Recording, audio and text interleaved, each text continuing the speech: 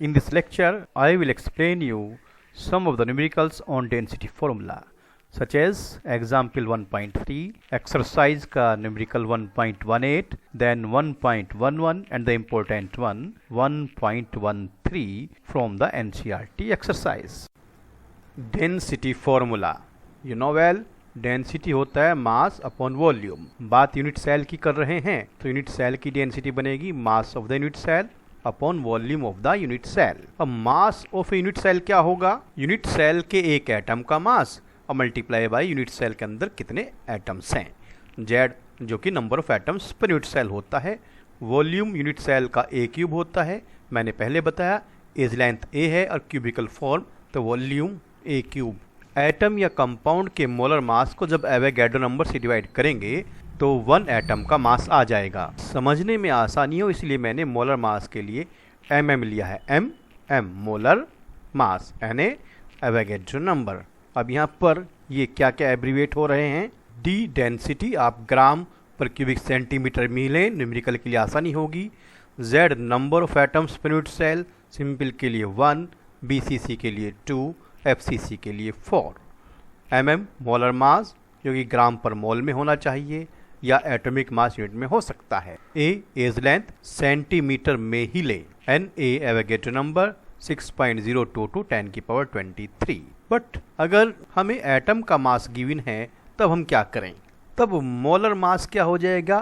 Given mass या जो पूछा गया मास, और एवोगैड्रो नंबर की जगह क्या हो जाएगा?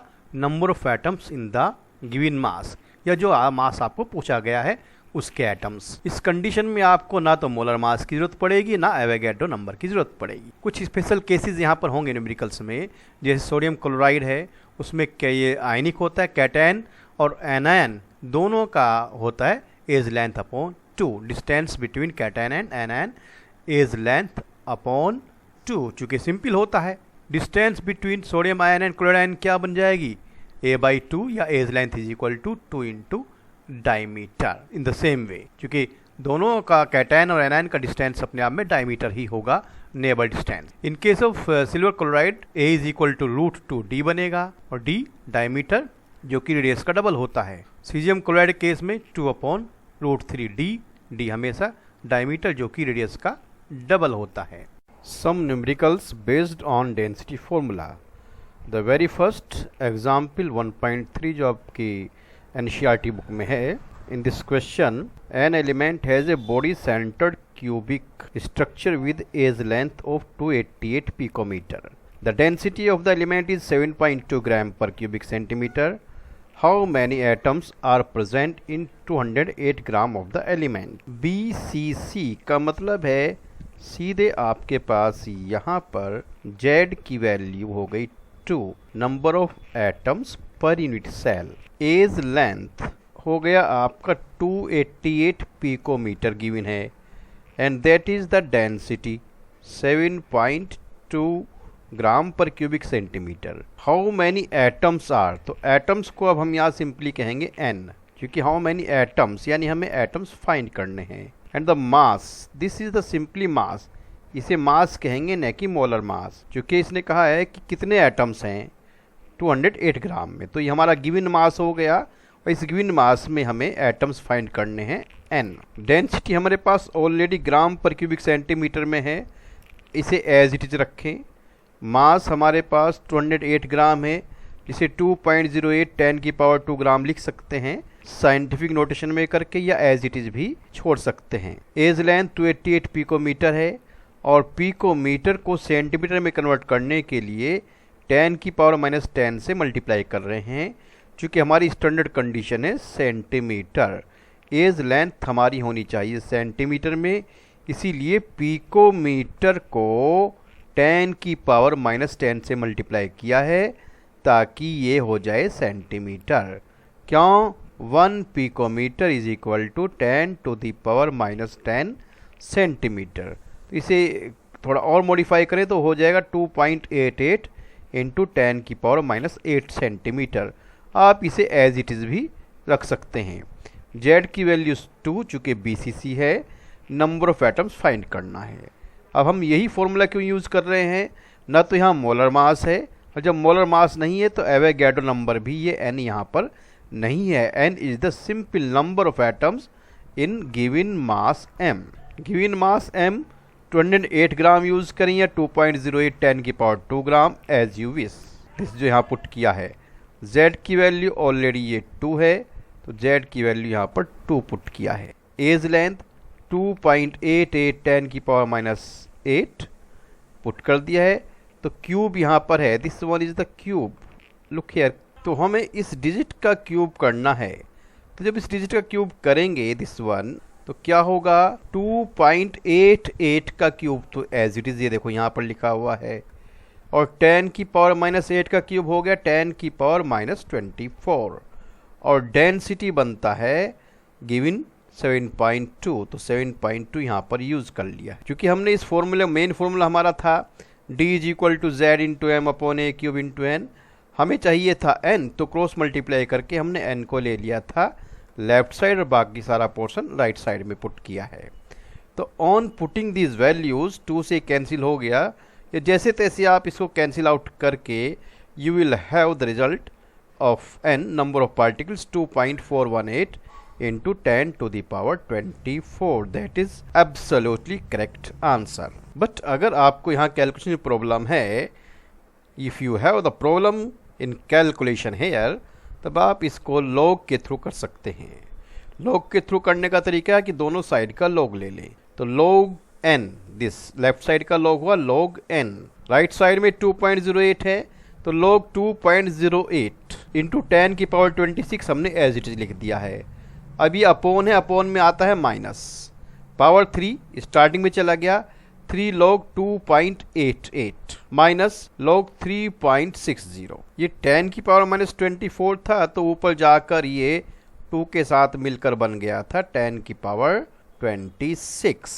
अब log टेबल की हेल्प से, वैसे तो वैल्यूज गिवन होती हैं, हम देख लेंगे 20 के सामने 8 के नीचे।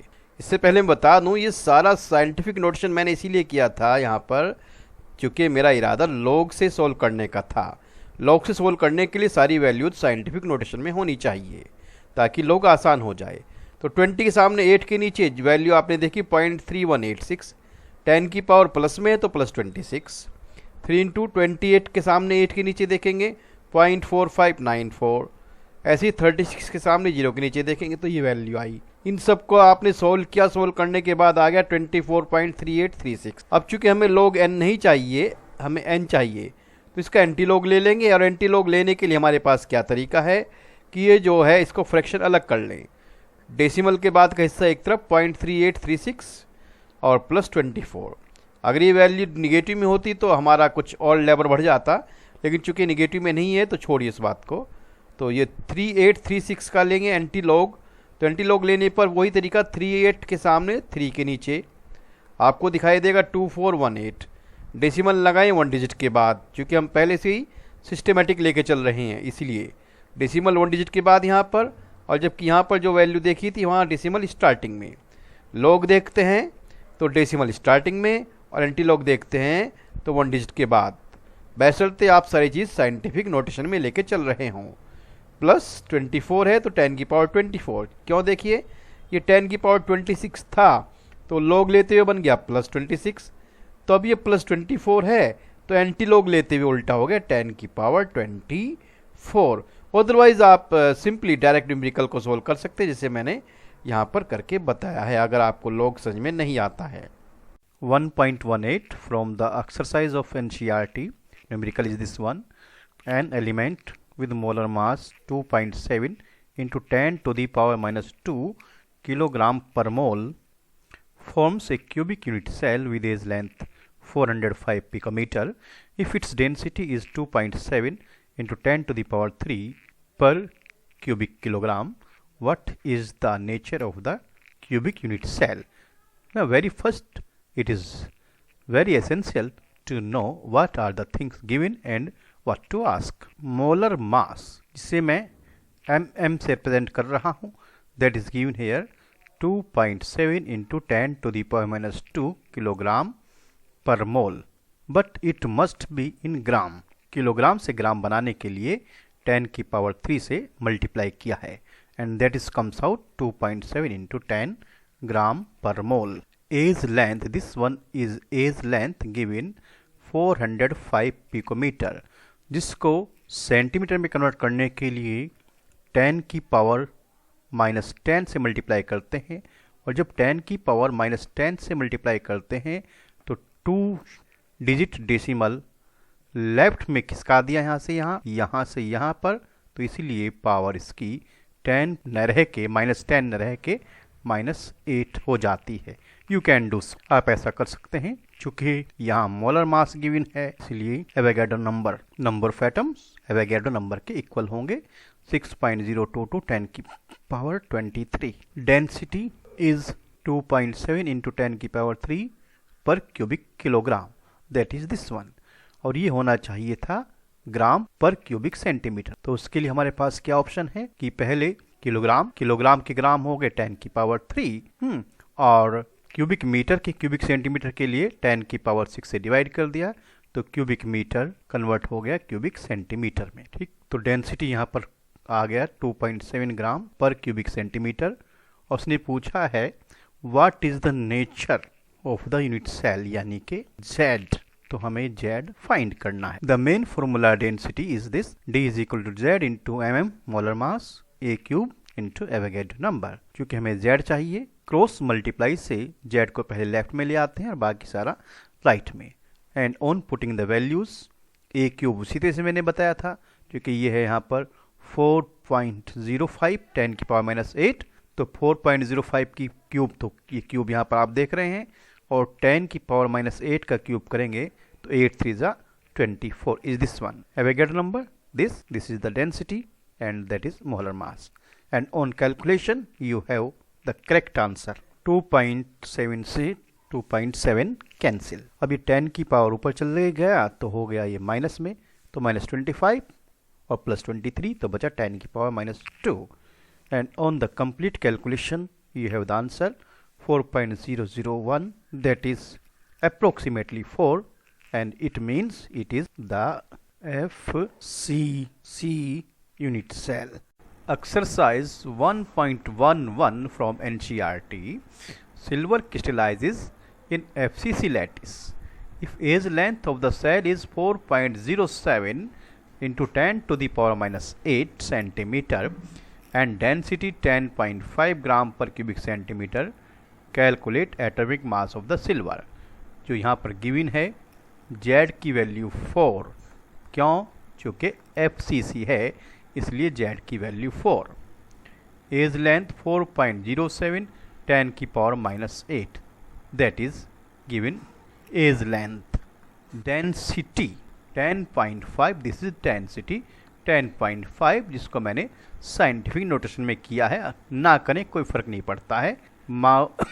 एटॉमिक मास यानी molar mass of silver mm find करना है, तो डेंसिटी फॉर्मूला हमारा होता है Z into molar mass upon A cube यानी वॉल्यूम मल्टीप्लाई एवोगाड्रो नंबर। तो जो हमें चाहिए उसको हमने लेफ्ट में कर लिया मोलर मास को, और बाकी सब राइट साइड में वैल्यू पुट कर दिया। डेंसिटी दैट इज 10.5, जिसे हमने यूज़ किया 1.05 इंटू 10। साइंटिफिक नोटेशन में आप डायरेक्टली 10.5 भी यूज़ कर सकते हैं।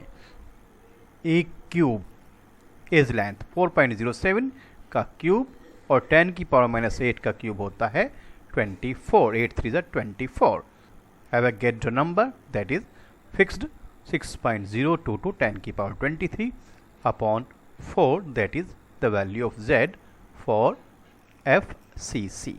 अब यहाँ पर ये 10 की पावर -24 है, ये 10 की पावर 1 जो मैंने किया था, और ये 10 की power 23 plus 1 24 positive 24 negative cancel out, कोई पावर 10 का नहीं रहा है, तो 1.05 this 4.07 cube and this is the Avogadro number and divide by 4, and on calculation we have 1.065 into 10 की power 2 gram per mole, that is the atomic mass of the silver we have to find. Numerical 1.13 of NCERT exercise. Niobium crystallizes in BCC, body centered cubic unit cell. Simply Z की value 2, चूंकि BCC है. Density 8.55 gram per cubic centimetre is this one, वही unit जो हमें चाहिए था. Atomic mass या molar mass that is 93. Calculate the atomic radius. अब रेडियस कब फाइंड होगा? जब एज लेंथ होगा. कैसे? By the relation between edge length and radius for body centred cubic unit cell. तो पहले हम एज लेंथ फाइंड करते हैं डेंसिटी फॉर्मूले से. एज लेंथ फाइंड करने के लिए ए क्यूब जो कि वॉल्यूम है को लेफ्ट साइड लिया, बाकी सब राइट साइड.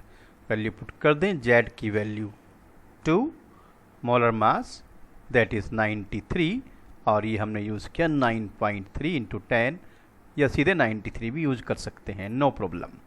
अब I get the number 6.02 to 10 की power 23 and density with the unit gram per cubic centimetre है, कोई प्रॉब्लम नहीं है.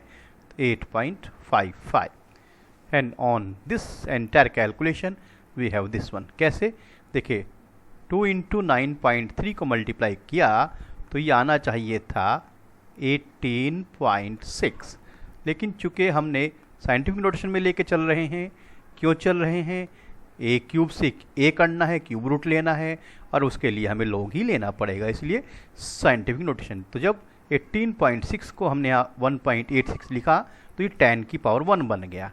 10 की पावर 1 ये पहले से है, तो 10 की पावर 2. जब 23 के साथ हम ऊपर जाएंगे तो 23 निगेटिव, और ये सब बन जाएगा यहाँ पर 10 की पावर -2. तो मैं और क्लियर कर दूँ, ये क्या है? What is this? ये कहाँ से आया? ये आता है आपके पास क्योंकि 1.86 के साथ आपके पास बनता है 10 की पावर 2, और ये 10 की पावर 23 जो नीचे था जब इसको ऊपर ले गए ये 10 की पावर हो गया है -23. तो on the calculation it will left 10 to the power -21. इस बिहाफ पर हमने यहाँ पर 10 की पावर -21 यूज़ किया है. दोनों साइड का लॉग ले रहे हैं. ए क्यूब यानी 3 log a 1.86 log 1.86 multiply 10 to the power -21 जो सीधे -21 हो जाएगा लॉग पर. log 6.022 माइनस क्यों? क्योंकि अपॉन के बाद माइनस होता है, और -8.55.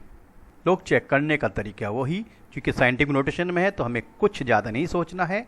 18 के सामने 6 के नीचे देखेंगे, वैल्यू आपको दिखाई देगी लॉग टेबल में 2695.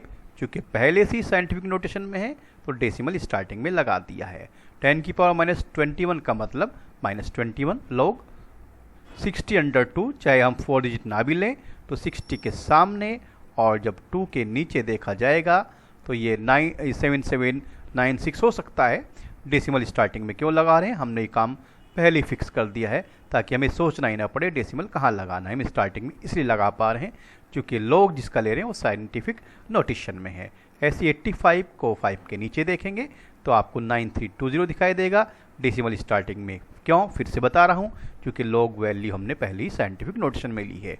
तमाम कैलकुलेशन करने पर दैट इज़ -22.4422, जो कि 3 से डिवाइड करने पर -7.4807, ये वैल्यू आपकी निगेटिव में है. और चूंकि हमें ए चाहिएगा, लॉग ए नहीं चाहिएगा, उसके लिए एंटी लॉग लेना पड़ेगा. एंटी लॉग निगेटिव डिजिट का नहीं हो सकता, इसलिए -7 के आगे वाली डिजिट +8 -8 -2 होता +3 -3 एंड सो ऑन, यानी अगले वाली डिजिट. तो माइनस दिस क्वांटिटी को जब 8 के साथ आप लेंगे तो it will become positive, that is 0.5193 -8. यहाँ कोई प्रॉब्लम नहीं है, 10 की पावर बन जाएगा निगेटिव साइन के साथ. और जब एंटी लॉग लेंगे 51 के सामने 9 के नीचे, आप इस 4 डिजिट को अवॉइड कर सकते हैं. तो ये 3306 आएगा, और डेसिमल 1 डिजिट के बाद, बिल्कुल वैसे ही जैसे यहाँ उल्टा है ना. तो डेसिमल 1 डिजिट के बाद था तो आपने लॉग लेते समय शुरू में लगाया. अब एंटी लॉग ले रहे हैं तो डेसिमल शुरू में है, तो डेसिमल अब आप जो देखा है आपने एंटी लॉग उसमें 1 डिजिट के बाद लगाएंगे. And on calculation you have edge length 3.308 into 10 की power 8 centimetre. This is the unit in centimetre जो हम स्टैंडर्ड कंडीशन लेके चल रहे थे. बट पिकोमीटर में लाने के लिए हम इसे 10 की पावर 10 से मल्टीप्लाई कर रहे हैं and we have 330.6 picometre edge length.